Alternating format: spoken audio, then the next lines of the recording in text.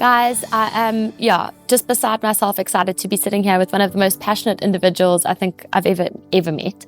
We've just come off the back of one of our Brave Collective events, which quite honestly wouldn't have happened had it not been for the support of the Drive Hope squad and the Liberty team, and Rindy, you specifically.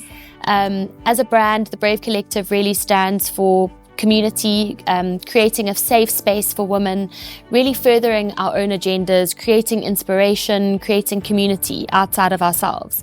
And when I heard about the work that you and your Drive Hope squad were doing, I was like, this is a great meeting of purpose. And it's not often, I think, that you find people and spaces that are really trying to do better and better the world, and specifically, in our case, women, and specifically for you guys, the greater South Africa. So I wanted to take a little bit of time with you today, Rindy, to really delve into why you are so passionate about the Drive Hope initiative, what it is, and I think what's to come. So a lot of people might not know that Drive Hope's actually been going since 2019. So it's been quite a few years of changing lives. You guys are in the hundreds of thousands and the millions of rands spent. But the thing that really excited me today about what we did at the Brave Collective was that the next chapter is not about millions, and it's not about monetary contribution, and it's not about pushing people in already hard times to extend themselves beyond that. It's looking at ways that you can make an impact with a small gesture, a random act of kindness.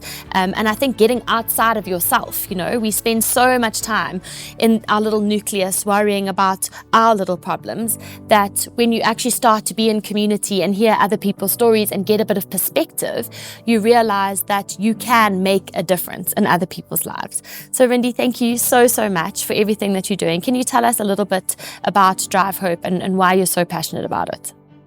Okay, so to start talking about Drive Hope means we need to go back to the beginning.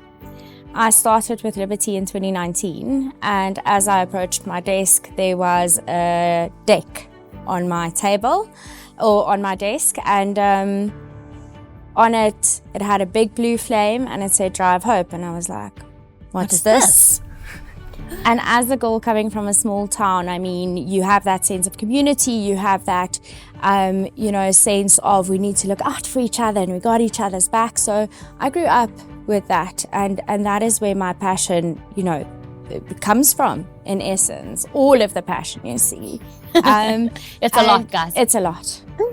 So when I saw this piece of paper on my desk, I was like, no way. No, people actually want to tap into the kindness, and allow me to break free and just like gooi it out there, which was phenomenal.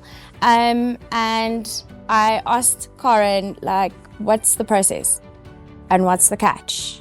And there was nothing.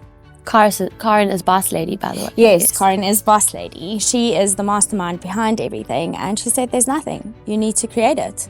And I'm like, but I'm a digital marketing specialist. Like, what does this mean? What do you mean? And a year down the line, we had processes in place. I mean, we lit up the Braamfontein Tower with the flame of hope for a whole week, which was magical. And from there, we kind of had to figure out how we're going to, show kindness.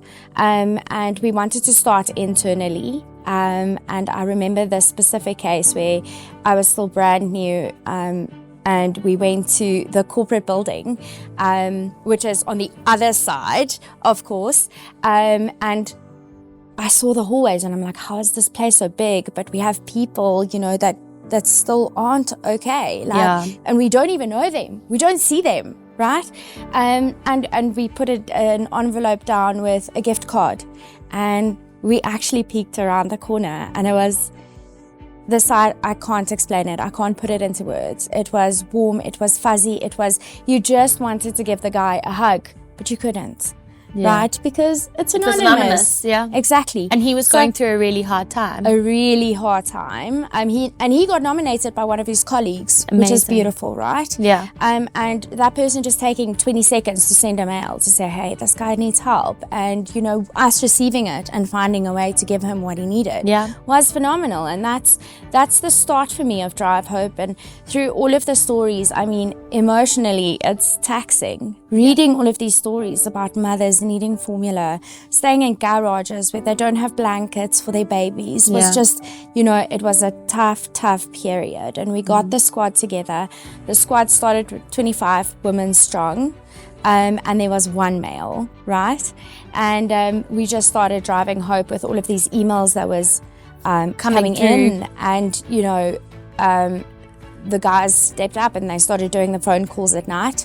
And I started translating those phone calls into hours spent on top of their actual job, getting nothing in return. Let's pause there, because I think that's something that's really fascinating to me, is that this Drive Hope squad is not like a salaried full-time role. Not at all. People that are volunteering their time over and above their day job to make sure that they are actually living in community and spreading that bit of hope around that I think everybody is so desperate for. Everybody, whether you at the top of your game or you're just starting out, there's, whether it's monetary or emotional or, you know what I mean? Like every single person can do with a bit of community and someone coming alongside you to support. Yes, exactly. So, and I think the important thing there is we always know the guys at the top want to see the numbers, right? They want to see the ROI.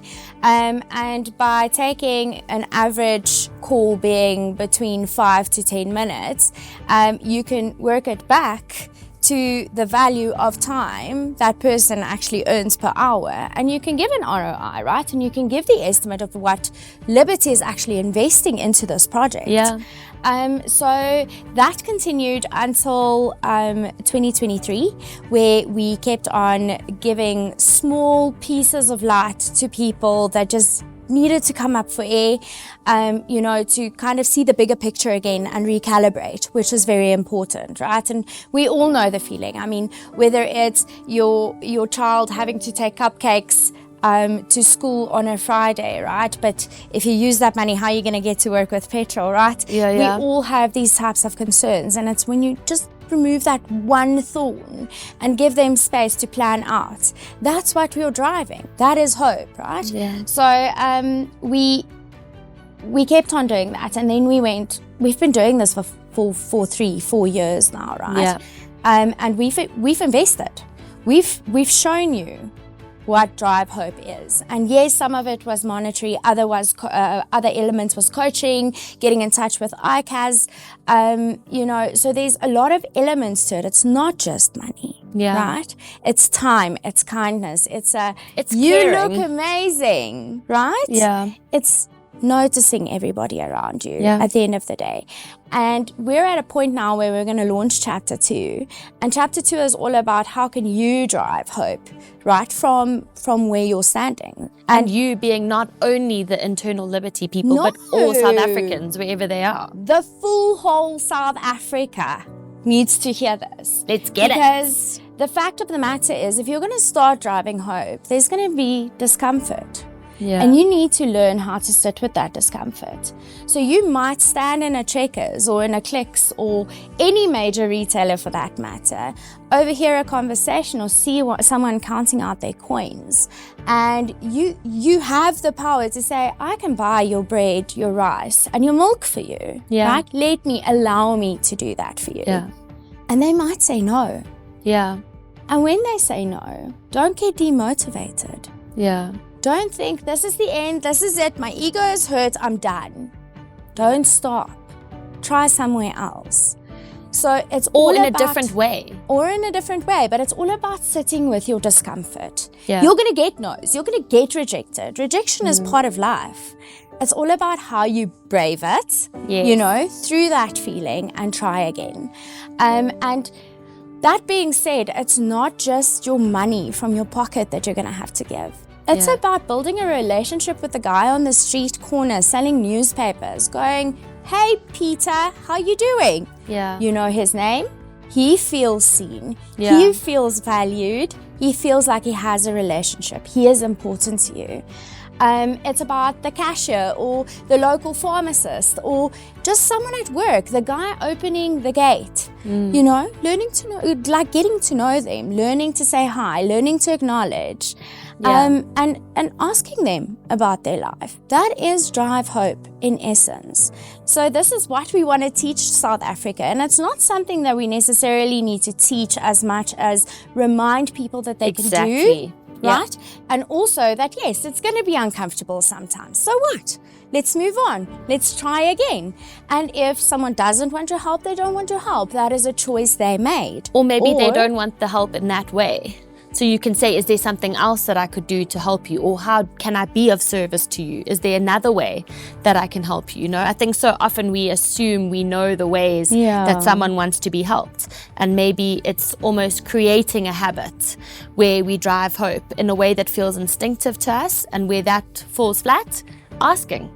Saying, teach me how I can be of service to you. Exactly. I agree with you, but I think that is going to be a little bit later in the process. Because at this stage, we just need to get, and I'm envisioning my husband right here, right? Get him in that queue to actually say, don't worry, I got this for you. To a stranger. And from there, you know, eventually gaining the courage to ask. If I can't help you like this, how can I? How can I? Right? And so I'm very excited about chapter 2. And I'm very excited about this, I don't want to call it a partnership, but just working alongside the Brave Collective, especially with strong, fearless females, because we all are strong and we all are fearless. We just need that reminding, like you said. We've been raised to believe that you just need to take on more of the load and not talk about the pain or how heavy the load is. And it's so important as born nurturers that we accept it, but we also tell our story. It's okay to talk about it. It really is. There's power. There's actually power in talking about it. There's so much power that you will end up with a tribe. Right? So I'm excited about Drive Hope. I'm excited about Brave Collective. And I think what is happening here is breaking generational curses, to be quite honest. And that's a very broad statement, but I'll stand with it. Rindy, thank you so much. Honestly, I feel privileged to walk this journey with you and the one that still awaits us. So can't wait. Thank you so much.